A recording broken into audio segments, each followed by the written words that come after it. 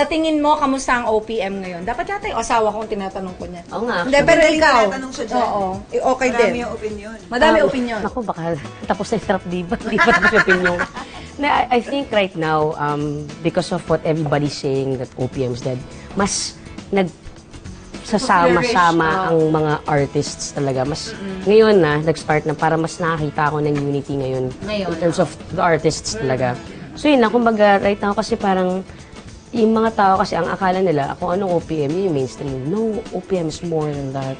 Yeah. You know, if you just have to really go to the music halls, you just have to really buy the albums and may kita nyo na, kasi ngayon, ang nangyari, of course, ang nag-flourish are the non-singers, unfortunately.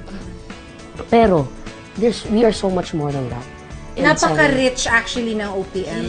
And in my opinion also, it was never dead. Yeah, never dead. It's just that, mas una nating pinapakinggan yung mga foreign songs, mas una nating tinatangkilig yung mga foreign acts. Nothing wrong with that though, but I'm just saying, maybe you also need to give us a chance. And plus, nung araw kasi wala ka namang ibang nakikinig, napapakinggan ko di OPM. Yeah.